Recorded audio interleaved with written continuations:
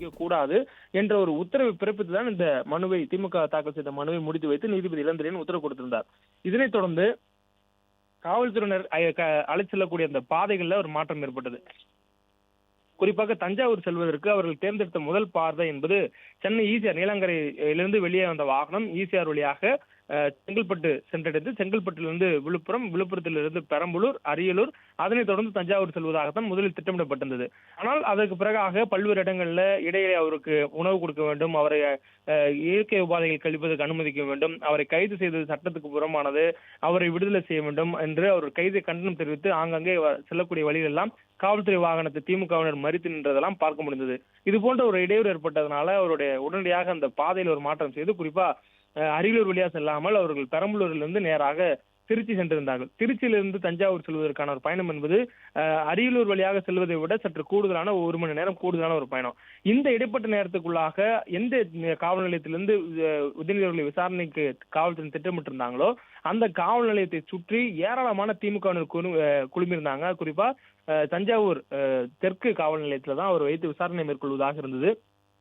அந்த காவல் நிலையத்தை சுற்றி தஞ்சை முழுவதும் திமுகவினர் குவிய தொடங்கி விட்டாங்க. குறிப்பாக அந்த இடத்துக்கு அவர் வரும்பொழுது ஒரு பெரிய அளவிலான கூட்டம் அந்த இடத்துல இருக்கக்கூடிய அளவுல பெரும் அளவுல திமுகவினர் திரண்டிருந்தாங்க.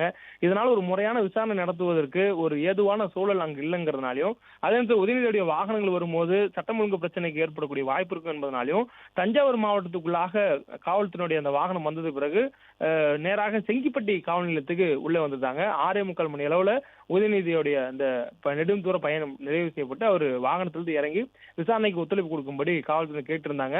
அந்த நேரத்திலும் கூட உதயநிதி நான் அந்த விசாரணைக்கு ஒத்துழைப்பு கொடுக்கிறேன், ஆனால் எந்த காவல் நிலையத்துக்கு என்னை அழைத்து செல்வதாக கூறி என்னை சென்னையில் வாகனத்தில் ஏற்றினீர்களோ அந்த காவல் நிலையத்துக்கு அழைத்து சென்றால் நான் விசாரணைக்கு ஒத்துழைப்பு கொடுக்க தயாராக இருக்கிறேன் என்றெல்லாம் அவர் சற்று நேரம் பிடிவாதமாக வாகனத்திலே அமர்ந்திருந்தார். அதுக்கு பிறகாக 6:45 மணி அளவுல அவர் வாகனத்தை விட்டு இறங்கி வந்து தனக்காக திரண்டு நிற்கக்கூடிய செங்கிப்பட்டி காவல் நிலையத்திற்கு முன்பாக திரண்டிருக்கக்கூடிய திமுகவினரை பார்த்து உற்சாகமாக அவர் உதயநிதியை பார்த்தும் அவர்கள் குரல்கள் எழுப்பியிருந்தார்கள், உதயநிதிக்கு ஆதரவான முழக்கங்கள் எழுப்பியிருந்தார்கள். அதெல்லாம் கேட்டு அவர்களிடம் தனக்கு கொடுக்கக்கூடிய அந்த ஆதரவை அவர் ஏற்றுக்கொள்ளும் விதமாகவும் அவர்களை சமாதானப்படுத்தும் விதமாகவும் அவர்களை ஆற்றுப்படுத்தும் விதமாகவும் தனது கைகளை உயர்த்தி சிரித்த முகத்துடன் தொண்டர்களை வந்து பார்த்து கைகளை விட்டு நான் திரும்ப வருகிறேன் என்று கூறிவிட்டு காவல் நிலையத்துக்குள்ளாக சென்று விட்டார்.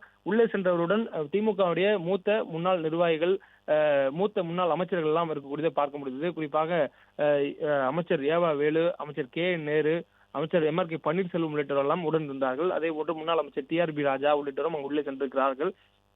இது போன்ற சூழல்ல அவருடன் காவல்துறையுடைய அந்த வாகனத்திலேயே உதயநிதியுடன் பயணித்து வந்திருந்தவர்கள் முன்னாள் அமைச்சர் சேகர் பாபு, முன்னாள் அமைச்சர் மா சுப்பிரமணியன், வழக்கறிஞர் அணியை சார்ந்த பரந்தாமன், சரவணன் உள்ளிட்டவரெல்லாம் அந்த வாகனத்திலேயே பயணித்து வந்திருந்தார்கள்.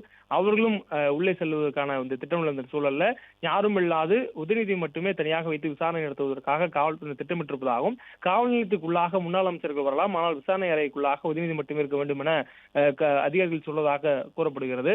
இந்த சூழல்ல உள்ளே செல்லக்கூடிய உதயநிதியிடம் பல்வேறு கேள்விகள் கேட்கப்படும். குறிப்பா நேற்று தினம் பேசப்பட்ட அந்த பேச்சு என்பது யதார்த்தமானதா அல்லது திட்டமிடப்பட்டதா, அவர் என்ன நோக்கத்தில் பேசியிருந்தார், அது என்ன நோக்கத்தில் பதிவு செய்யப்பட்டிருக்கிறது, புகார்தாரர் சொல்லியிருக்கக்கூடிய அந்த குற்றச்சாட்டுகளுக்கெல்லாம் உதயநிதியுடைய பதில் என்ன? குறிப்பாக நேற்றைய தினம் 5 மணி அளவில் அந்த வழக்கு பதிவு செய்யப்பட்டிருக்கிறது.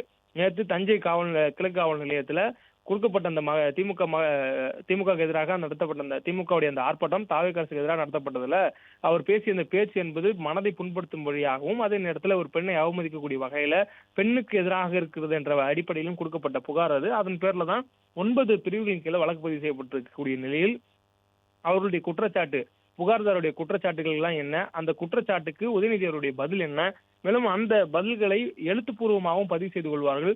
உதயநிதி அவர்கள் வாய்மொழியாக காவல்துறையினர் கேட்கக்கூடிய கேள்விக்கு பதிலளிப்பார். அதே பிளே ஸ்டோர் மற்றும் ஆப் ஸ்டோரில் இருந்து பாலிமர் செயலியை QR கோடு மூலம் பதிவிறக்கம் செய்யுங்கள்.